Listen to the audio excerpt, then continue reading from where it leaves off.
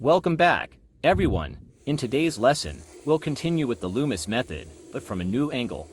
We're going to break the head into simple steps, starting with the basic sphere, then gradually adding the facial structure.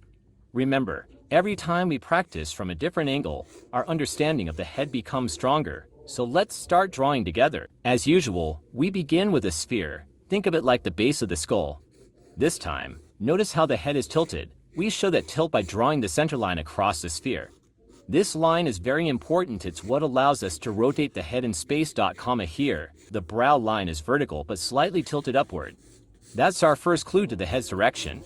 Take your time with these early steps. If the tilt is wrong, everything else will feel off. From the brow line, drop down about 2/3 of the sphere to find the nose line. Then, measure upward the same distance to locate the hairline. Now extend the center line at the same tilt, and mark the chin at the same distance as brow to nose. This creates a proportional framework. Connect the chin back to the sphere. Now we already see the head shape forming. On the right side of the head, we cut off a slice of the sphere. This gives us the side plane, which is angled just like the tilt of the face. Imagine it like slicing an orange at an angle. This instantly turns the circle into a 3D head shape. From there, connect the chin with smooth lines to create the jaw. Notice how the jawline changes direction as it comes down. It's not just one curve. Finally, begin sketching the neck on the left side. Always think of the neck as supporting the weight of the head, so give it a natural curve. Next, we add the ear. Remember, the ear always sits between the brow line and the nose line. Since the head is tilted, the ear should lean with the same tilt. Lightly sketch the ear shape, then place the internal forms inside. Don't worry about details, just suggest the structure. From the eye area, bring the line slightly inward. This shows the transition from the forehead into the cheekbones. This step is important because it prevents the head from looking flat. Also, pay attention to the flow of the jaw and neck around the ear. It gives rhythm to the head. These small adjustments make the drawing feel alive. Now, sketch the overall shape of the hair. Think of it as a helmet that sits on the skull. Don't focus on strands yet, just capture the large volume. Ask yourself, where does the hairline begin? How does it flow with the head's tilt? And how does it frame the forehead? This makes the drawing much more convincing. Let's return to the brow and begin with the left eyebrow. Notice how it follows the perspective of the head. From here, block in the nose planes, the front plane, the side plane, and the bottom. Breaking the nose into planes makes it easier to keep it 3D instead of flat. Even without detail, you can feel the volume. Now refine the nose, add the nostrils, and shape the bridge.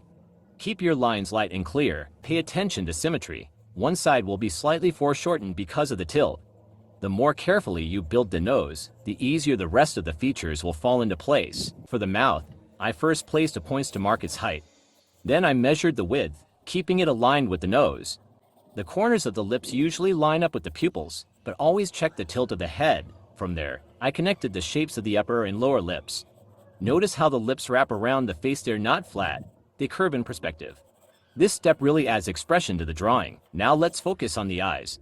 I began with the right eye, making sure it fits beneath the brow and along the eye line.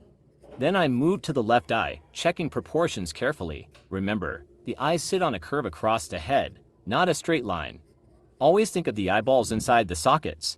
This helps place the eyelids naturally and prevents them from looking flat. At this stage, I added the left eyebrow, sketched the sideburns, and refined the jawline. I also adjusted the symmetry between the eyes and lips. These small corrections are what turn a rough sketch into a solid drawing. Spend a moment here making sure everything feels balanced, and that completes today's drawing. We built the head using the Loomis method, starting from a simple sphere, cutting planes, and carefully adding each feature step by step. By practicing from different angles, you'll train your eye to see the head in 3D. If you enjoyed this tutorial, don't forget to like the video, subscribe, and check out the earlier episodes in this Loomis series. Keep practicing, and I'll see you in the next lesson.